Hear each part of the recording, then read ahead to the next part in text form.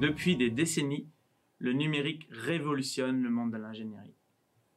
On a créé notamment des modèles de plus en plus sophistiqués qui permettent de modéliser des caractéristiques produits. Notamment, on a inventé ce qu'on appelle les jumeaux numériques, qui sont à la fois applicables dans le monde du développement, de l'exploitation et de la maintenance de produits et de systèmes.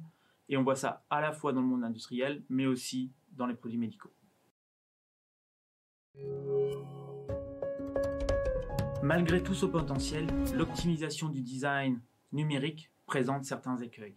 En effet, il nécessite la résolution d'équations différentielles partielles, très coûteuses en temps, c'est coûteux en énergie, c'est coûteux en puissance de calcul. L'implication concrète, c'est que les ingénieurs vont seulement utiliser un nombre de paramètres finalement restreint ou connus. On va utiliser des modèles simplifiés. Et au final, qu'est-ce que ça veut dire pour une entreprise? Ça veut dire qu'on n'a pas exploité tout le potentiel d'innovation, de performance de ces modèles. Maintenant, ma conviction profonde, c'est qu'on a un changement de paradigme. On passe de cette ère de résolution d'équations différentielles à un nouveau monde, un monde de prédiction grâce à l'intelligence artificielle. Quand je parle d'intelligence artificielle dans ce contexte, je ne parle pas de Generative AI ou de ChatGPT, je parle d'algorithmes qui ont une connaissance implicite, intrinsèque de la physique, de lois physiques ou de la géométrie. Donc ça permet en fait de prédire une performance d'un produit ou d'un système en 50 millisecondes, là où aujourd'hui, par ces méthodes de calcul, de résolution d'équations différentielles, on a besoin d'une journée. Et maintenant, la question, c'est qu'est-ce que je fais de cette vitesse? Comment je l'utilise?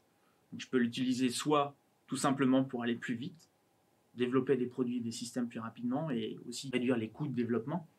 Mais grâce à cette vitesse, en fait, je peux chercher des choses que je n'avais pas le temps de faire avant. Je peux optimiser mes produits, optimiser mes systèmes et même imaginer des formes ou des choses que l'être humain, le cerveau humain n'avait pas pu concevoir. Ce dont je vous parle, ce n'est pas de la science-fiction, ça existe aujourd'hui et on a déjà pu l'appliquer dans des dizaines et des dizaines de cas, dans différentes industries, dans différents contextes. Juste pour vous donner un exemple, partons d'un produit qui existe depuis que l'homme est homme, qui a été optimisé depuis des milliers d'années, le moulin à eau ou la turbine hydraulique. Eh bien, ce qu'on constate, c'est que grâce à l'intelligence artificielle, on va encore un cran plus loin et on gagne encore en efficacité. Si aujourd'hui une turbine permet d'alimenter 50 000 foyers, eh bien c'est 10%, 5 000 foyers supplémentaires qu'on peut alimenter en électricité pendant 1 an grâce à la même quantité d'eau.